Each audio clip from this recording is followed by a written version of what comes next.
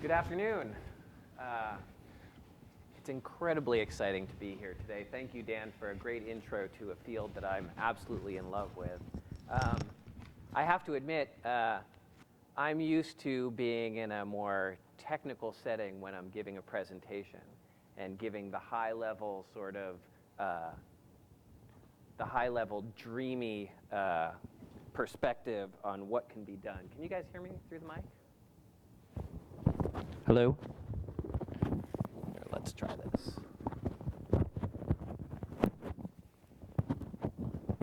Hello? Can you hear me now? Okay. Yeah, so that's usually my role, whether at Amyris or at conferences, is to give the perspective on the impossible goal that we're going to get to. And I feel entirely outclassed here today. It's been an amazing morning of talks. I'm actually going to go a little bit deeper into the technology, the fundamental unit operations that underpin sophisticated programming of functionality into biological systems. And most of what I'm going to talk about actually is work that's been done at Amyris, a company I co-founded. I see one of my other founders here in the audience today. About 11 years ago, to make new materials using highly sophisticated engineering of DNA into microbes. I also want to talk a little bit about the insect engineering. And hopefully you come away with an understanding of the fundamental unit operations that allow us to program information into living systems is something where we have been living in the dark ages, and we need something much more sophisticated if we're going to get to the outcomes that people have been talking about this morning. So by way of example, this way. There we go. Great. Thank you. By way of example, I want to talk about one of my favorite microbes, yeast, which is fundamentally programmed to make ethanol out of sugar. This is the Amyris yeast. Amyris yeast have been reprogrammed to make hydrocarbons. Why hydrocarbons? Because they're high-performance materials that the world has been based on. Amyris products include polymers, solvents, a very high-performance jet fuel, emollients. The world is made of hydrocarbons, and reprogramming yeast to make these hydrocarbons opens a whole world of new materials that can be made. Now, the difference between that ethanol-producing yeast and this hydrocarbon-producing yeast, quite simply, is roughly 110,000 base pairs of DNA information that's been added, about 41,000 base pairs that's been deleted, and about 500 single base pair changes. That's not the way I was trained to think about this. I, as a molecular biologist and a microbiologist, was trained to think about the physiology of yeast, not about DNA as an information technology.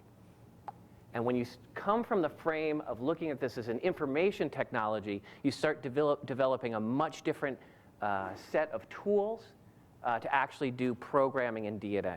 So let's look a little bit deeper into yeast, into what I would call the operating system. This is all of the chemistry that goes on inside a living cell, specifically yeast, to make sugar into ethanol. And again, as a microbial physiologist, what I was trained to do is to look at this and understand it in such depth in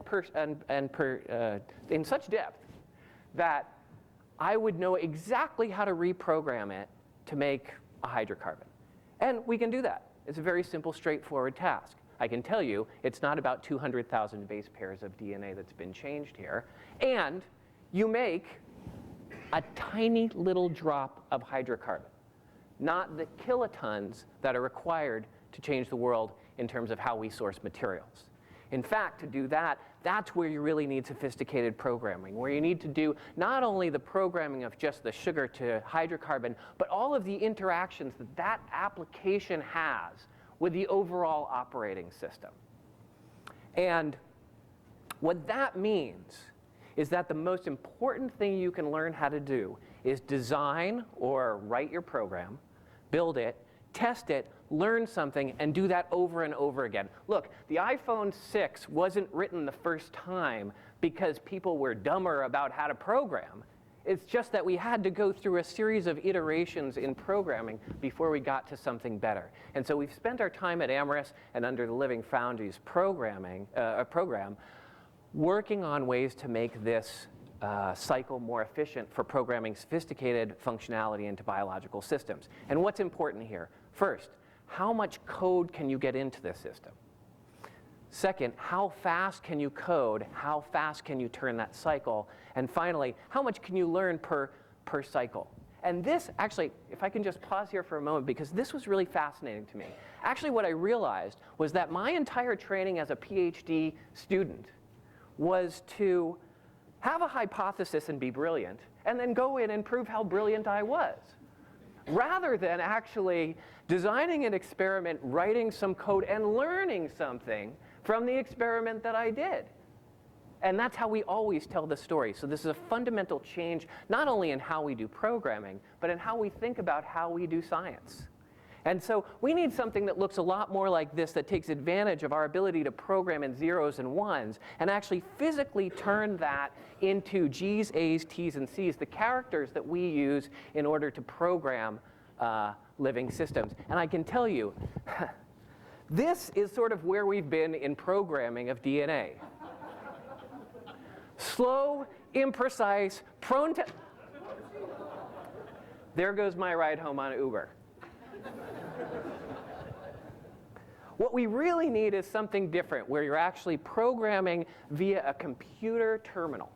So this is what it looks like if you're a genetic engineer at Amyris. You go to Thumper, which gives you all the functionality to do your DNA programming. You can use other pieces of programming that other DNA programmers have used and string them together. You can get new stuff. You build entire biochemical pathways. And here's the really important part. All of that has to interact with a suite of robotics that then turns your computer programming into physical DNA that is then inserted into your microbe, so you can do this over and over and over again without ever having to go into the lab.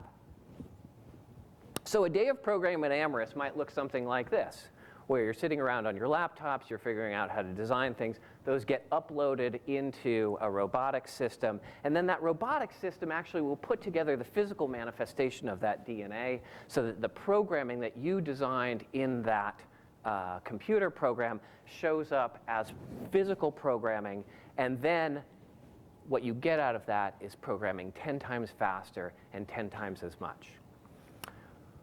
What that allows you to do is much more sophisticated programming, and it's what has allowed Amyris to get to the vast slate of products that come out of yeast. Now, there's one other thing that I have to tell you about this, which is here's the labs in Emeryville of Amyris. And here's a yeast that's been built there. But realize the yeast that you built there is actually not going to perform there. It's going to perform in this manufacturing setting. And this has been a tremendous learning for the synthetic biology field. This is a very difficult setting for this organism to thrive in. This is the cane fields of Brazil. And in order to build an efficient microbe here, you need to have a system by which you turn off the production of hydrocarbons in the lab, but turn on the production of those hydrocarbons when they're in the manufacturing environment. Because in the lab, you want to make more yeast, that's your catalyst, and in the field, you actually want to make the product. And that's a very simple concept, but I can tell you, if you're trying to program that functionality across all of the things that have to be coordinated to turn on and turn off to get to maximal efficiency here, this is not something you write on the first try. You write the program, you run the program, and you debug the program. And so having these kinds of tools to do that quite easily are absolutely essential. Now I want to stop there and leave the Amyris story. But I want to stick with one particular piece of it, and that is this on-off switch, to try to tie up really the fundamental programming of these systems and devices to a potential outcome, the one that Dan was talking about. So this on-off switch can also be used to solve another problem that matters. And that is the one that Dan alluded to from the Gates Foundation slide. The deadliest animal in the world, killing over 700,000 people annually, and mostly children. Most of this is malaria. You can see the map there sort of in the background. The darker colors are where there are more than 10 million cases annually. This is a huge disease problem. And of course, mosquitoes not only carry malaria, but they carry dengue and they carry chikungunya. Now, there are over 3,000 species of mosquitoes globally, but only 30 cause disease. And this is the state of the art to deal with those mosquitoes. A non-specific insecticide fogging where the actual droplet of the poison has to come in contact with the insect. And by the way, not only does it kill the target mosquito, it kills every mosquito. And by the way, not only does it not kill every mosquito, but it kills every insect. And probably not so great for the students in this classroom either. That's the state of the art, and it's not working at all. There are 300 to 500 million cases of malaria every year, and a vast number of deaths. This is what we are living with. This is the status quo. And so I want to talk a little bit about the work that originated at Oxitec about employing this simple switch to put it into a mosquito and control basically what would be a gene that would turn off the mosquito, a lethal gene. And so the way this works then is that you rear the mosquito with the lethal gene off. So the male mosquitoes that you're breeding there can grow and thrive in a rearing facility. You can grow lots of them. They're released into the environment, and they'll mate with the female mosquitoes, and then in the progeny, that switch turns on. Now, that leads to a non-viable mosquito progeny. It's time delineated.